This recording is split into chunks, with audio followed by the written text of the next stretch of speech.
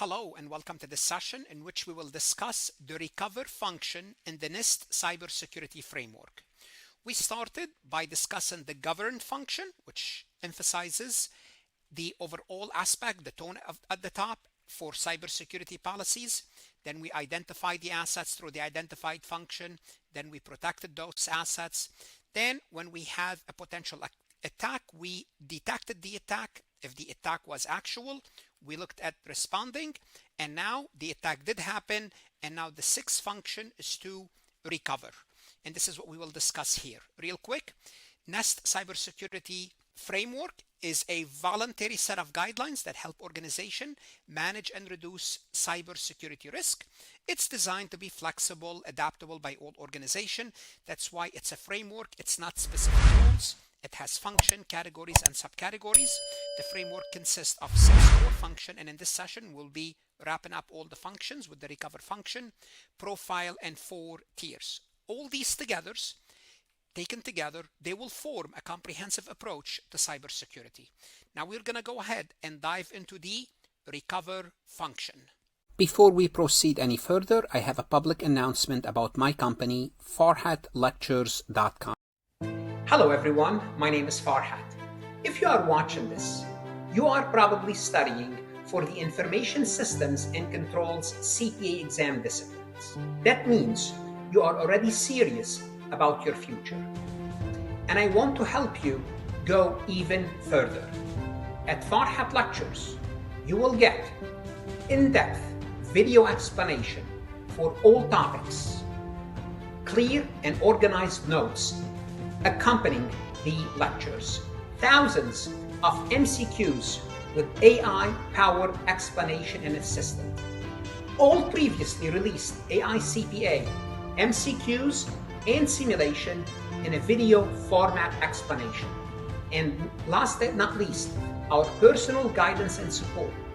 My guidance and support, as well as the support of the Farhat team. Go ahead, visit Farhat Lectures and start your free trial. You have 2 days.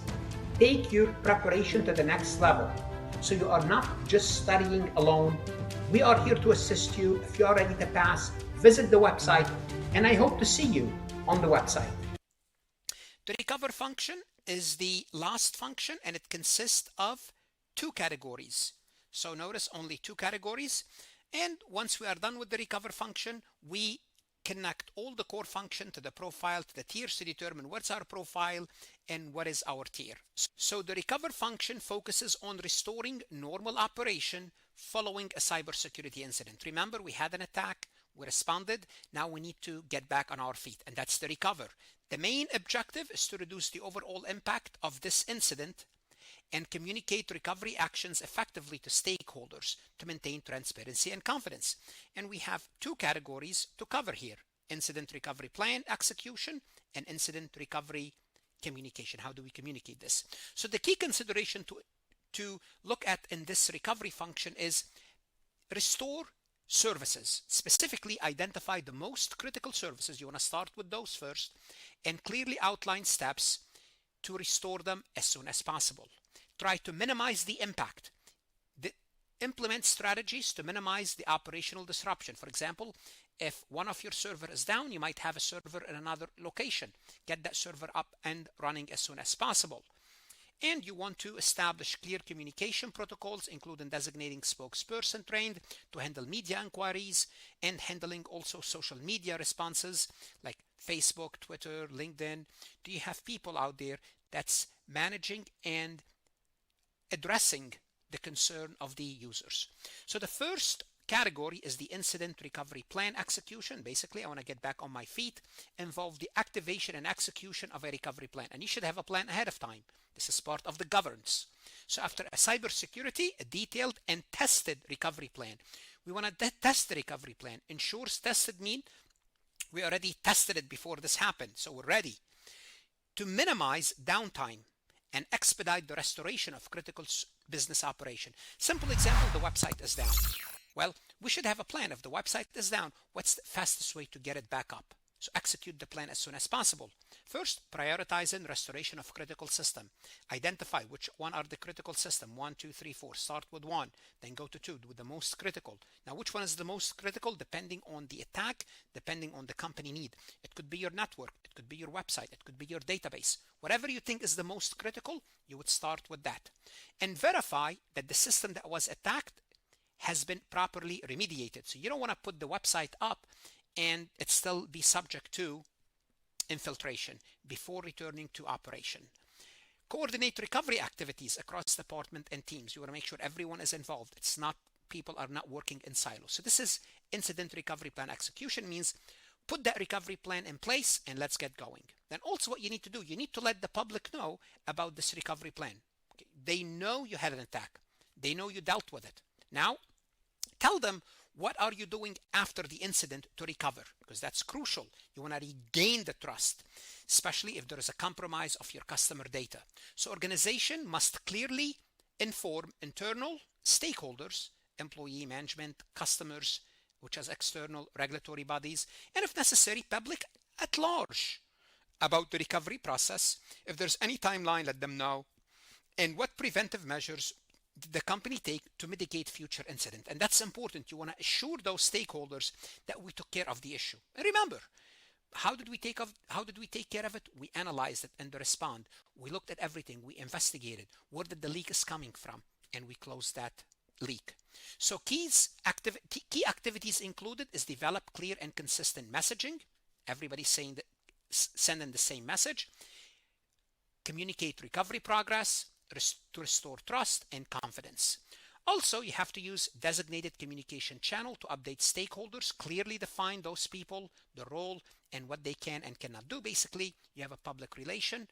Now, all actively manage and protect your organization reputation. That's the most important step here. You want to tell the public that we know what happened, we investigated, and we took some remedial action.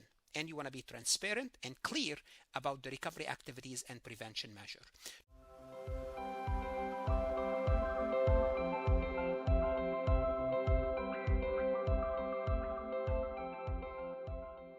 Now, what I did for this function, I just used one example. Assuming a healthcare provider, their system was subject to a phishing attack and patient information was compromised. So let's go through the incident recovery plan execution. The first thing is we activate our disaster recovery plan. Now, what is this disaster recovery plan? We're going to have a whole session about this disaster recovery plan. For example, backup data is restored. So if the patient information system has been compromised, get it offline, get it out of the way, get the backup system, and let's get back to business.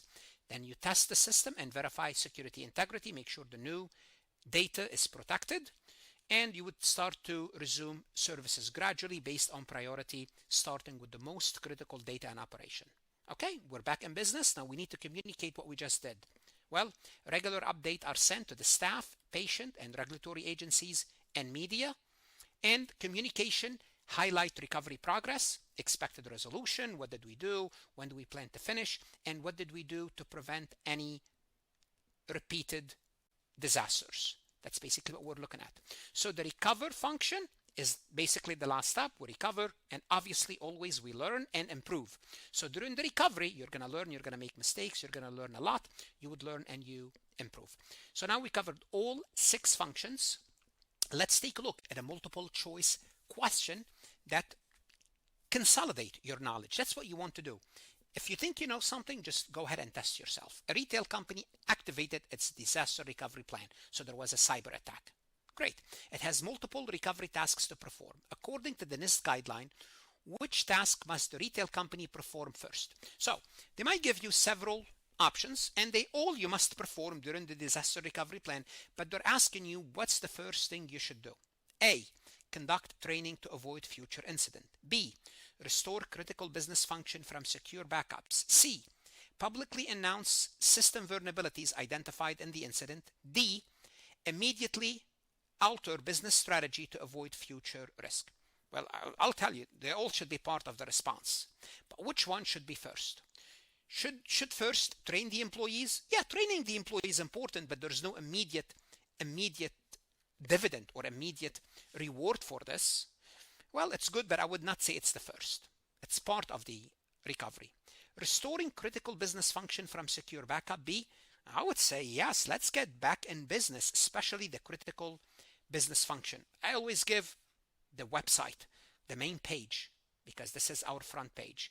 If this is what was attacked, let's go ahead and put it back online, make sure it's secure. I would say between A and B, I'm going to keep B. Publicly announced system vulnerabilities identified in the incident. You don't want to publicly announce this immediately. That's not the first thing you want to do. First is, are you sure? You may need some time. So you want to investigate, but that's not the first thing you do. And you may not want to announce the vulnerabilities to the public, because guess what? The attackers are listening. So I would say C is out. Immediately change business strategy to avoid future risk. You don't want to alter business strategies altogether. You want to see what happened, investigate, and close that hole in your system, whatever that hole happens to be, whether it's in your network, in your database, on your website, on your servers, in the cloud that you are using. We don't know. From your suppliers, vendors, supply chain, figure it out, but don't immediately change your business strategy. You might have to do that, but that's a major decision. That's not the first thing you do in a recovery plan. So the answer is B. What should you do now? Go to Farhat lectures, look at additional resources, lectures, multiple choice, AICPA previously released questions, video solution for simulations. Invest in yourself. That's the best investment you can make.